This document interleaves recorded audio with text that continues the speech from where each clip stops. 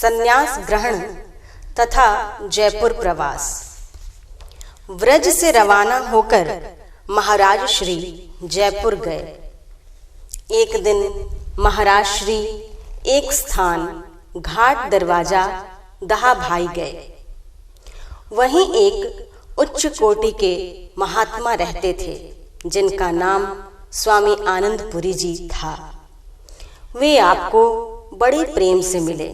स्वामी आनंदपुरी जी ने आपको संन्यास प्रदान करते हुए राम याद से स्वामी अद्वैतानंद पुरी कर दिया।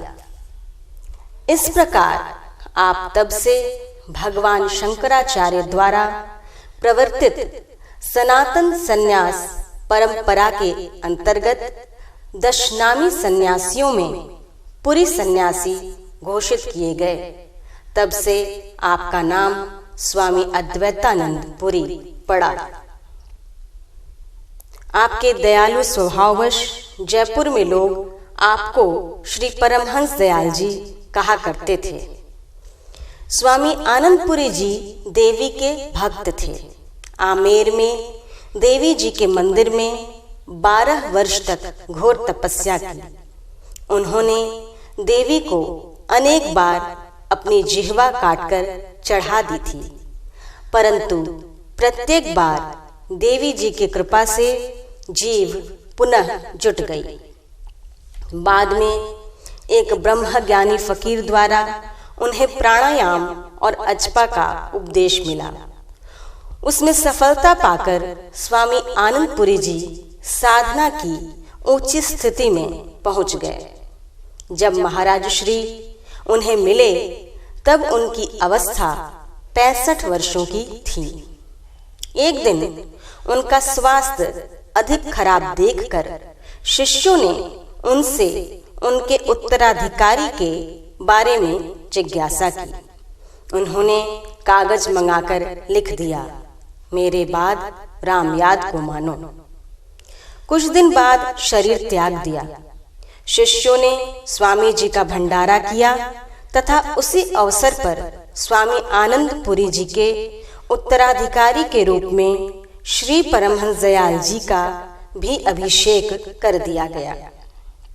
किंतु आपकी आजाद प्रवृत्ति को महंती का बंधन कतई पसंद नहीं था। अतः कुछ ही दिनों के बाद दूसरे जिम्मेदार भक्तों को वह व्यवस्था सौंपकर आप स्वतंत्र हो गए। जयपुर में श्री महाराज जी शहर से दूर एकांत पहाड़ी पर लाल डुंगरी के गणेश जी के मंदिर के निकट रहा करते थे। वे अधिकांश समय गुफा में ही बिताते थे। श्रद्धालु भक्त वहीं मिलने जाते तथा उनसे सत्संग लाभ करते थे। जयपुर के राजा श्री माधव सिंह बहादुर भी अपनी माता जी के साथ अक्सर बग्घी पर श्री दयाल जी के दर्शनार्थ लाल डुंगरी पहाड़ी पर जाया करते थे। जयपुर प्रवास के काल में अनेक महात्माओं और सत्संगियों से आपकी मुलाकात हुई। उनमें प्रमुख थे कंबलपोश फकीर मोहम्मद शाह, हाफिज जी सादिक, बीबी नवाजन, स्वामी गणेशपुरी जी, भगवान दास जी मस्त, सांभल दास जी, भारती जी अवधूत आदि। वे सभी आपको आदर की दृष्टि से देखते थे। स्वामी दयानंद जी आर्य समाज के संस्थापक एक बार जयपुर पधारे। उनका जाना सुनकर सारे पंडितों को भय हुआ। लोग श्री परमहंस दयाल जी की शरण में पहुंचे। बताया कि स्वामी दयानंद जी यहाँ भी आ पहुंचे हैं। अगर राजा उनके कहे में आ गया तो मंदिरों की ईंट से ईंट बज जाएगी। तय हुआ कि स्वामी जी की भेंट पहले श्री परमहंस दयाल जी से कराई जाए। जब स्वामी दयानंद जी हुजूर के सम्मुख पधारे तो महाराज ने फरमाया, कुदरत को जितना काम आपसे लेना था वह पूरा हो चुका। अब आपका अंत निकट है, अतः अपनी ओर ध्यान देना चाहिए। स्वामी दयानंद जी को वह सुनकर बड़ा चेत हुआ। वे फिर राजा से मिले ही नहीं।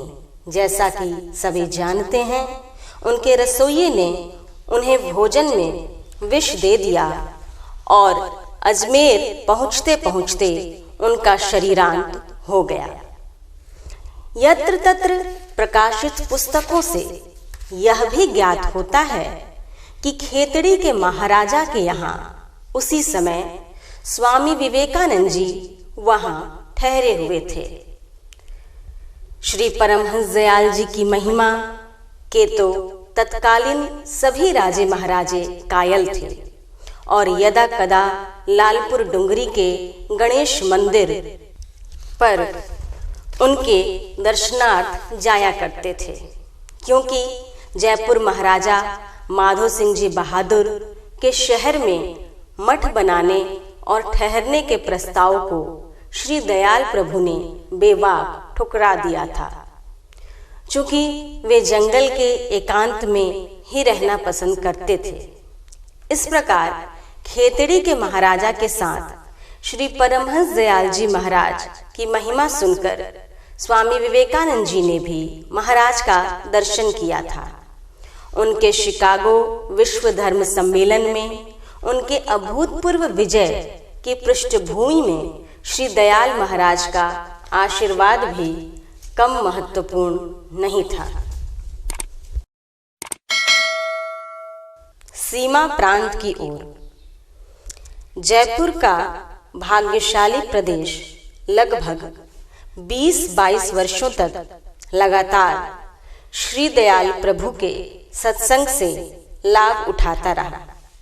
एक दिन आप सांभर पधारे। वहां दीवान भगवान दास जी आपसे मिलने आए। वे आपके सत्संग से बड़े प्रभावित हुए। श्री महाराज जी से दीवान साहब ने अपने जन्म स्थान टेरी चलने की प्रार्थना की। सन 1902 ईस्वी में आप टेरी पधारे। वहां आपके सत्संग में बड़ी संख्या में लोग इकट्ठे होने लगे। आपके बहुत से शिष्य हो गए।